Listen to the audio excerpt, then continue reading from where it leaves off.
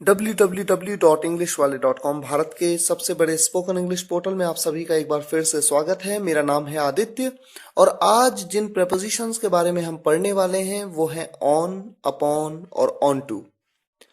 देखिए, जब वाक्य में के ऊपर या पर का सेंस आता है तो किस तरह से ऑन, अपॉन और ऑन टू का यूज होना है, ये बात उदाहरण के माध्यम से इस वीडियो लेक्चर में आप समझेंगे। सबसे पहले बात करते हैं ऑन के प्रयोग की। के ऊपर या पर के लिए ऑन का प्रयोग कब होता है? एक ऑब्जेक्ट के ऊपर दूसरे ऑब्जेक्ट का रखा होना या एक ऑब्जेक्ट के ऊपर दूसरे ऑब्जेक्ट का होना, यानी उसके ऊपर पर। देखिए, एग्जाम्पल्स के माध्यम से समझिए। पेन टेबल पर रखा हुआ है। Pen is kept on the table. बहुत ही सिंपल कॉन्सेप्ट है, ये हम अक्सर जानते हैं। वो हाथी के ऊपर बैठा हुआ है। He is sitting on the elephant. किताब लैपटॉप के ऊपर थी। Book was on the laptop. अब देखिए, ऑन का यूज में या को के सेंस में डे और डेट के साथ किस तरह से किया जाता है, एग्जाम्पल्स के माध्यम से समझिए। मैं रविवार को गया। I went on Sunday.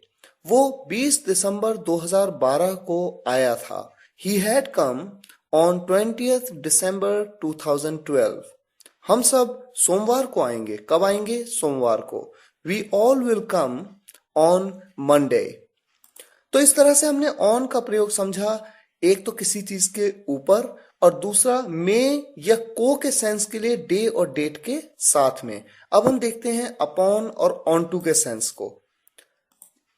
के ऊपर या पर के लिए अपॉन और ऑन टू का प्रयोग किया जाता है, लेकिन तब जब कोई ऑब्जेक्ट गतिशील अवस्था में यानी मूवमेंट के साथ में, मूविंग पोजीशन में दूसरे ऑब्जेक्ट के ऊपर आ जाता है। एग्जाम्पल के तौर पे देखिए, झाड़ू अपने आप टेबल पर आ गया। झाड़ू नीचे पड़ा हुआ था। झाड़ू अपने आप हिला मूविंग पोजीशन में और उसके बाद वो टेबल के ऊपर आ गया। तो अपने आप टेबल पर आ गया यानी अपने आप टेबल के ऊपर आ गया। The broom came upon the table by itself. वो हाथी के ऊपर कूदेगा।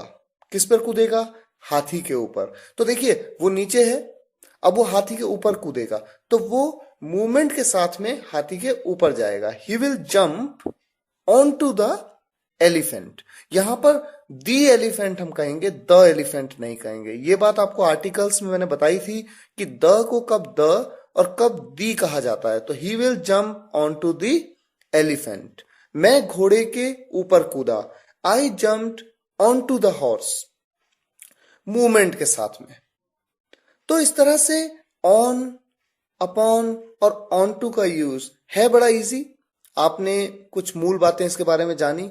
प्रैक्टिस से आप इसे बेहतर समझ पाएंगे। प्रैक्टिस के लिए आप इंग्लिश स्पीकिंग कोर्स की जो englishwale.com की बुक है उसमें प्रैक्टिस एक्सरसाइजेज में जाइए, प्रेपोजिशंस की प्रैक्टिस करिए। Practice makes a man perfect. हमें उम्मीद है ये वीडियो लेक्चर आपको पसंद आया होगा। मिलते हैं नेक्स्ट प्रेपोजिशन के साथ में नेक्स्ट वीडियो लेक्चर में। तब तक के लिए आपसे विदा लेते हैं। धन्यवाद।